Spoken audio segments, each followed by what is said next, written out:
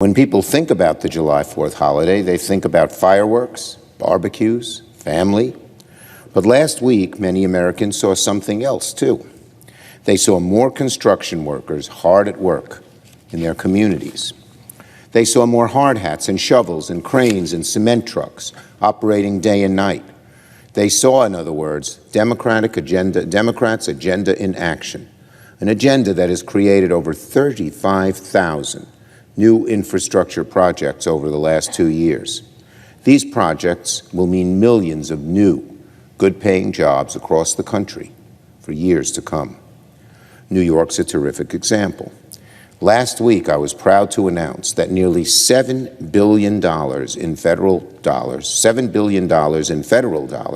has been approved for the Gateway Tunnel project in what will be the largest federal transportation grant in history for the most important infrastructure project in America. Gateway has been a true passion of mine for more than a decade, a labor of love that I've been focused on for a long time.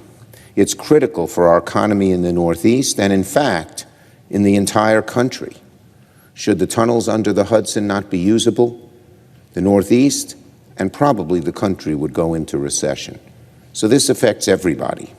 And the funding I announced is a direct result of the terrific work we did in Congress to pass generational infrastructure legislation.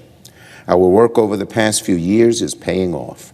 The Gateway project alone will create 72,000 new jobs, good-paying jobs, and generate over $19 billion in ancillary economic activity, in addition to the dollars that are being spent. And our infrastructure agenda is not just about bridges and tunnels either. The administration announced recently over $42 billion in broadband funding is heading to the states across the nation. More money so kids can access high-speed internet at home, and so more families in both rural and urban communities can stay connected across the country. I thank my colleagues who worked over the July 4th weekend to announce all the great projects happening around the country. Implementation will remain a top Democratic priority.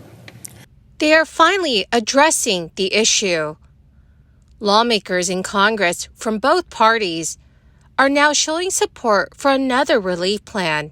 This new plan would directly provide thousands of dollars to millions of low-income households who are struggling to pay for their monthly expenses.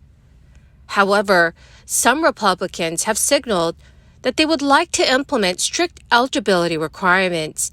My dear friends, please make sure that you watch until the end of this video to hear about all of the details. Also, to say thank you for being part of this community. This coming Friday, I will be announcing several winners for the Walmart gift card giveaway. My friends, if you'd like to enter these weekly giveaways, please click and like several of my videos and then comment below the keyword of each video that you watch. The more videos that you watch and then comment on, the greater your chances, dearest friends, of winning the giveaways. A bipartisan group of House members that played a role in brokering recent legislative deals plans to work on a proposal to beef up an existing tax credit for families with young children.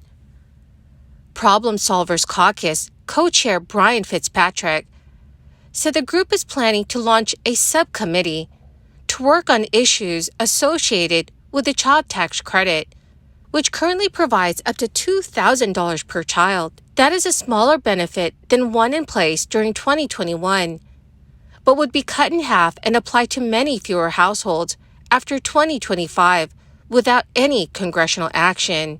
Brian Fitzpatrick, a Ways and Means Committee member, said the child tax credit came up during discussions about the debt limit earlier this year, as a Problem Solvers Caucus aimed to build consensus around measures that could be paired with an increase.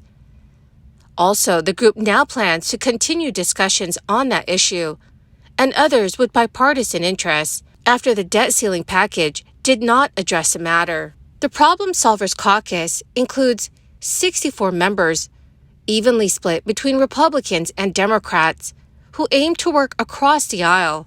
The group typically requires 75% support among its members to endorse any proposal.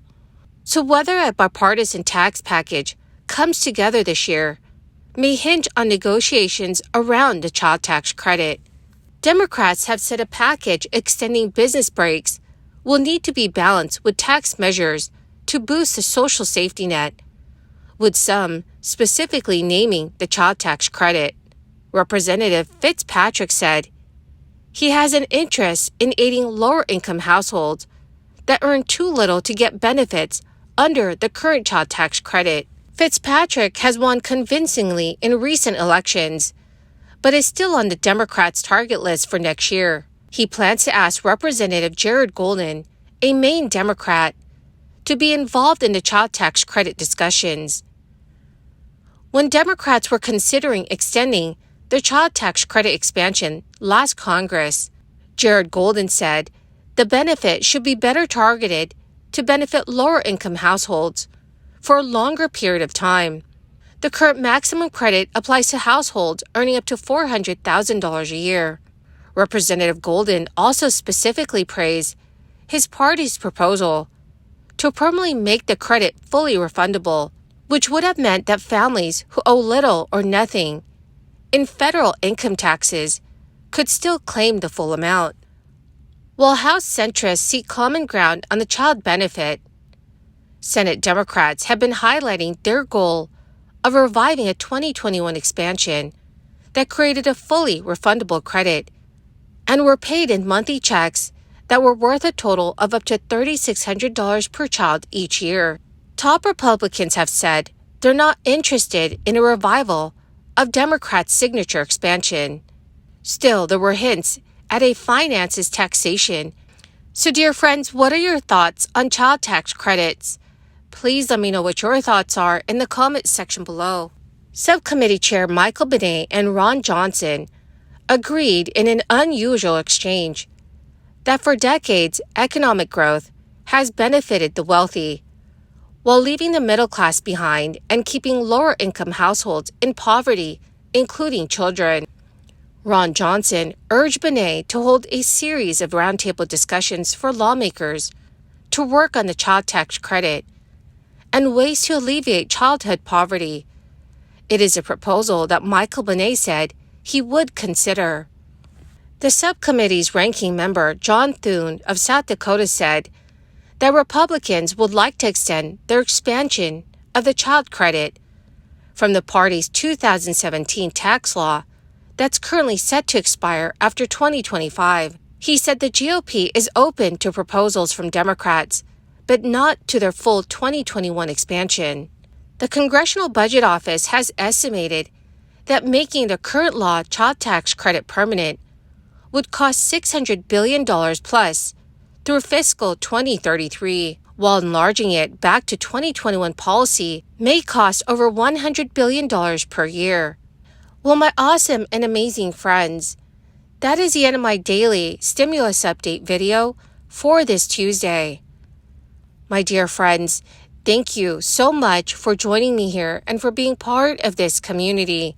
To say thank you and to show my appreciation, I will be announcing several winners this coming Friday for the Walmart gift card giveaway.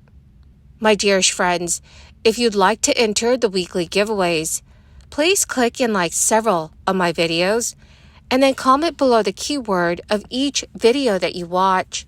The more videos that you watch and then comment on, friends, the greater your chances of winning the giveaways.